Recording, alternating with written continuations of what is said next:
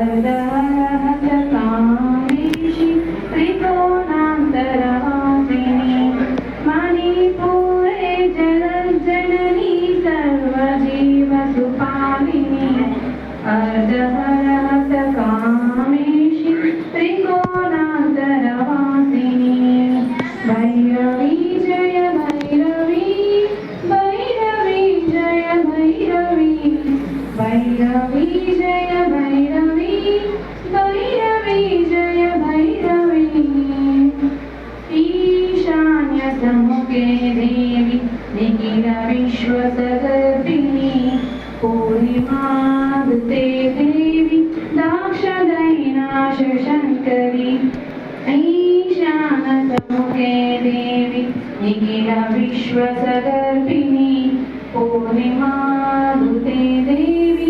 दाक्षदैनाशशङ्करी प्राणप्रतिष्ठितं श्यामलिङ्गस्वरूपिणी भक्तरक्षिणि मुक्तिदायिनि देवी लिङ्गभैरवी प्राणप्रतिष्ठितं श्यामलिङ्गस्वरूपिणी भक्तरक्षिणि मुक्तिदायिनि देवी लिङ्गभैरवी भक्तरक्षिणि मुक्तिदायिनि देवी लिङ्गभैरवी भैरवी जय भैरवी भैरवी जय भैरवी भैरवी जय भैरवी भैरवी जय Bhairavi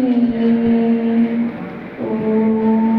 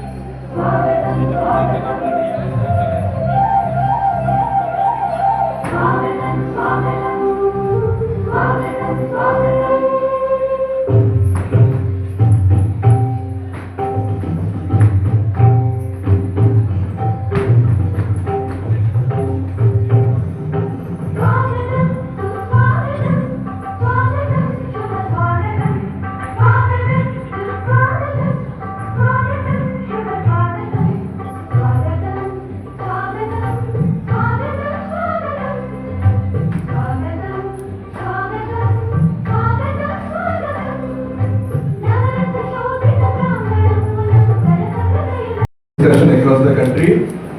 It is all about one nation, one election. I heard, many people. I think many people heard about this particular, ongoing discussion in the media, in TVs, in colleges, in every forum. We have been, talking about one election, one nation, one election. And the recent past, the government of India appointed a high-power committee under the chairmanship of ex-president of India, and he submitted the report to the Ramnath Kovind ji submitted report to the government, and it is now under serious discussion, and there is a lot of debate is going on across the country. Hello everyone, I am Vipul from Security Department. I am నాకు మాట్లాడే కానీ తెలిసిన విషయం చెప్తా. One nation one election ఏంటంటే మనం ప్రతి స్టేట్లో ఎలక్షన్స్ కండక్ట్ అవుతూ ఉంటాయి. ఏంటంటే ఇప్పుడు తెలంగాణలో ఒక సైడ్ ఒకటి వస్తాయి ఎలక్షన్స్కి, అదే మహారాష్ట్ర ఒకటి అది తమిళనాడు ఒకటి. ఇలా డేట్స్ వల్ల మనకి డిఫరెంట్ టైప్స్ డిఫరెంట్ ఎలక్షన్ జరుగుతూ ఉంటాయి. అయితే వన్ నేషన్ వన్ ఎలక్షన్ వల్ల మనకి ఏమవుతుందంటే లోక్సభ ఎలక్షన్స్ ఇంకోటి ఎమ్మెల్యే ఎలక్షన్స్ అని ఒకటి జరుగుతుంది. దానివల్ల మనకి ఏంటంటే బెనిఫిట్స్ మనీ ఎకనామిక్గా మనం స్టేబుల్గా ఉంటాం. ఇంకోటి ఏంటంటే ఇప్పుడు తెలంగాణ వేసుకున్నాం అనుకో మ్యాక్సిమం ఎలక్షన్ టైంలో గొడవ అవుతూ ఉంటాయి. అలా మన దగ్గర గొడవ అయితే అల్జాపూర్ శ్రీనివాస్ సార్ గారికి, అదేవిధంగా మన క్షత్రియ ఇన్స్టిట్యూషన్ కరస్పాండెంట్ సెక్రటరీ సునీతులు, మన అల్జాపూర్ దేవేంద్ర సార్ గారికి, డైరెక్టర్ పరీక్షిత్ సార్ గారికి, మరియు ప్రిన్సిపల్ సార్ మరియు నా హెచ్ఓడీస్ మరియు మా కొలీగ్స్ అందరికీ కూడా ఈ వన్ నేషన్ వన్ ఎలక్షన్ అనేటువంటి చర్చ సందర్భంగా మొదటగా నేను అందరూ కూడా మా విద్యార్థులందరూ కూడా సుపరిచితులే. దాదాపు 10 సంవత్సరాలుగా ఇదే క్షత్రియ ఇన్స్టిట్యూట్లో ఒక భౌతిక శాస్త్ర ఉపాధ్యాయుడిగా పనిచేస్తా ఉన్నా. నా పేరు మీరా చంద్రశేఖర్. నాకు భారత రాజ్యాంగం పట్ల ఉన్నటువంటి పరిమితమైనటువంటి అవగాహనతో నేను ఈ చర్చను ప్రారంభించదలుచుకున్నాను. మొదటగా అసలు వన్ నేషన్ వన్ ఎలక్షన్ అనేటువంటి టాపిక్ మాట్లాడే ముందు ఈ భారత రాజ్యాంగం యొక్క చారిత్రక నేపథ్యాన్ని వివరిస్తూ ఈ అంశంలోకి వెళ్ళదలుచుకున్నాం. అసలు మనం భారత రాజ్యాంగాన్ని ఎందుకు రూపొందించుకున్నాం అంటే, మన భారతదేశాన్ని దాదాపు బ్రిటిష్ వాళ్ళు పరిపాలిస్తున్నటువంటి క్రమంలో అనేకమైనటువంటి know that what is the concept of one nation and one election. Did you get by the discussions whatever happened till here? It means we are going to have how many elections? One election for assembly and one election for the same election for the parliament. There is no multiple elections held by the government. Okay, so when we go to the history, okay, from the year 1950 to 52 జరగడం అంటే that is okay. But కొన్ని క్లిష్ట పరిస్థితులు కూడా, కొన్ని రాజకీయ సవాళ్ళు కూడా ఉంటాయి సార్ ఇందులో. అంటే మొదటి ఏ స్కీమ్ అయినా ఏదైనా సరే ఫస్ట్ మనం ఇంప్లిమెంట్ చేసినప్పుడు ఒక అడ్వాంటేజ్ ఉంటుంది, దాంతో పాటు ఒక డిసడ్వాంటేజ్ కూడా ఉంటుంది. బట్ పీపుల్స్ మెయిన్గా ఫోకస్ చేస్తే అడ్వాంటేజ్ పని ఎవరు పీపుల్ ఫోకస్ చేయరు. ఫస్ట్ వాళ్ళకి కనిపించే డిసడ్వాంటేజ్ మాత్రమే.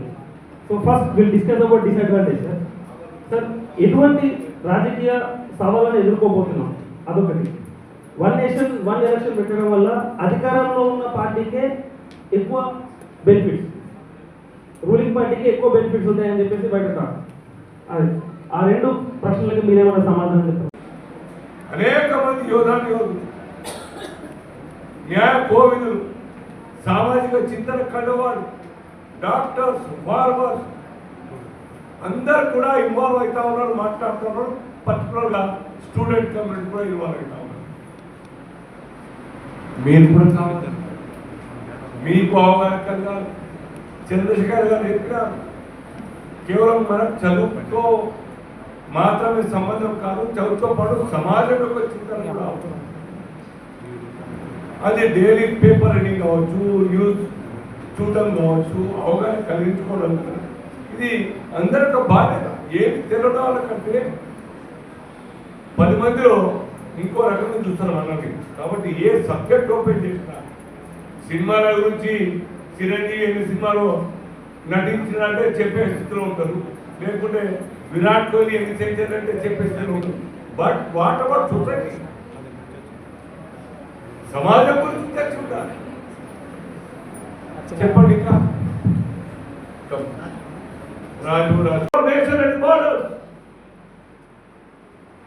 అహోరాత్రులు కష్టపడి చలి అనక ఎండనక వానక బార్డర్తో శత్రుముఖంతో అప్రమత్తంగా ఉండేందుకు కోసం ఆ బార్డర్తో ఉండాల్సినటువంటి పోలీసులు, సిఆర్పిఎఫ్, ఇప్పుడు పారామిలిటరీ ఫోర్సెస్ ఎలక్షన్స్ కోసం ఎన్నికల యొక్క పోలింగ్ కేంద్రాల దగ్గర ఉంటారు. ఒకరోజు అదే రోజు వస్తారు, అదే రోజు వస్తారు కాదు. మీరు చూడండి, 5 రోజుల ముందు వస్తారు.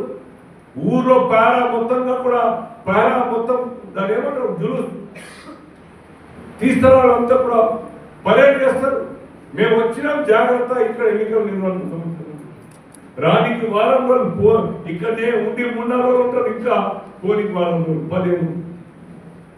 సర్కారీ ఆఫీసర్స్, ఐపీఎస్, ఐఏఎస్ అందరు కూడాను ఆ ఎన్నికల్లో మొత్తంగా నిమగ్నం ఉంటారు. అధికారులు, ఐఏఎస్ అధికారులు మొత్తం ఎన్నికల పనులు బిజీ ఉంటే మీరు ఎప్పుడైనా అనుభవించి ఉంటారు.